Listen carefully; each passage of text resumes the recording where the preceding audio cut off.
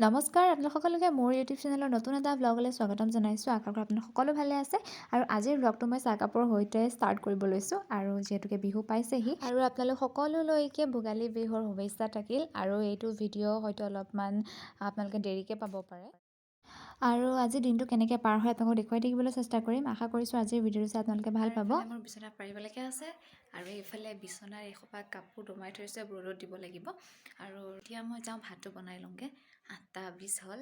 ভাত পানী বনাই মিষ্টাৰক খুৱাই মেলি পঠিয়াই লওঁ। তাৰপিছত লাহে লাহে আৰু কামবিলাক ভাতটো আধা হেৰি হ'লগৈ আৰু যি ঘৰ সৰাই নাই, ঘৰ সাৰিবলৈও আছে। আৰু এতিয়া মই প্ৰথমতে বিচনাখন পাৰি লওঁ।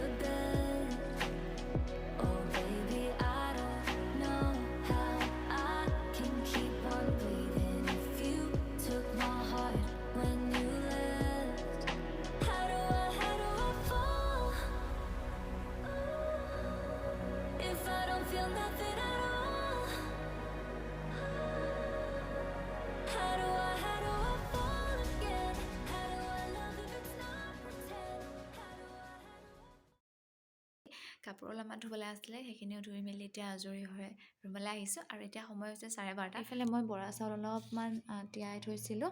তাৰপৰা এইখিনি টুকি মেলি এনেকৈ অলপমান টোপ যাবলৈ থৈ দিছোঁ। আৰু এইফালে এয়া নাৰিকলকেইটা মই এতিয়া ৰুকিম। আৰু আজি মই পিঠা কেইটামান বনাম ভাবিছোঁ। বৰা চাউলৰ নাৰিকলৰ পিঠা।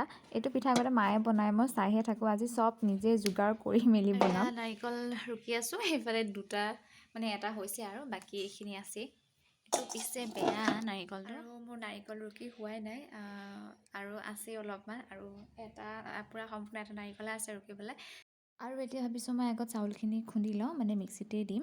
কাৰণ যদি কাৰেণ্টটো গুচি যায় মোৰে আকৌ দিগদাৰ হ'ব।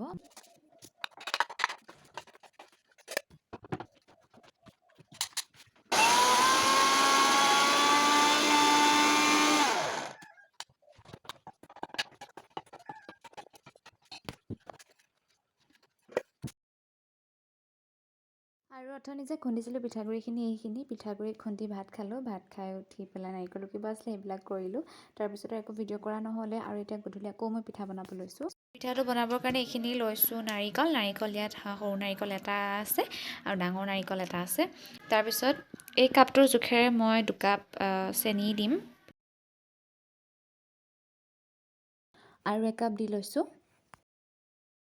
আৰু এই ডাঙৰ চামুচখনেৰে মই পিঠাগুড়ি অলপকৈ দি ল'ম। মই 2 চামুচ দিছোঁ আৰু এইফালে 3 চামুচ, আৰু মই মুঠতে 4 চামুচ পিঠাগুড়ি প্ৰথমতে দি ল'ম।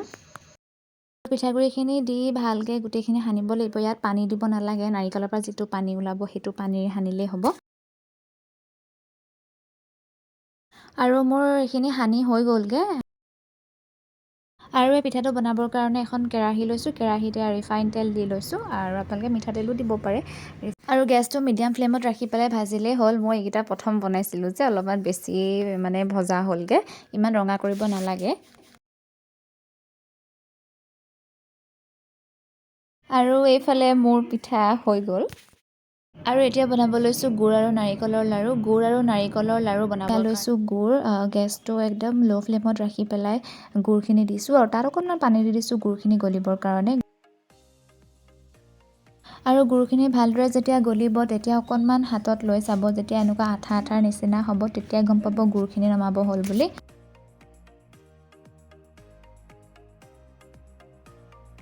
আৰু এইফালে ডাঙৰ বাতি এটাত 1 বাতি নাৰিকল লৈছোঁ, আৰু গলাই লোৱা গুড়খিনি নাৰিকলখিনি দি দিছোঁ। এইখিনি ভালদৰে মিক্স কৰি ল'ব লাগিব।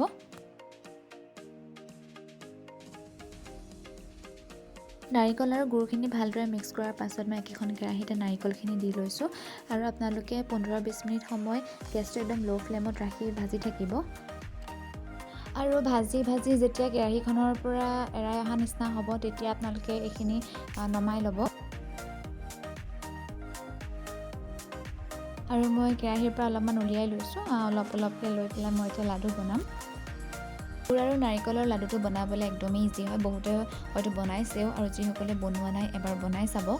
আৰু আজিৰ ভিডিঅ'টো ইয়াতে সামৰিছোঁ। চাই কেনেকুৱা পালে কমেণ্ট কৰিব, আৰু মোৰ চেনেলত যদি কোনোবা নতুনকৈ আহিছে বা কোনোবা নতুনকৈ ভিডিঅ' চাইছে তেন্তে মোৰ চেনেলটো ছাবস্ক্ৰাইব কৰি ল'ব।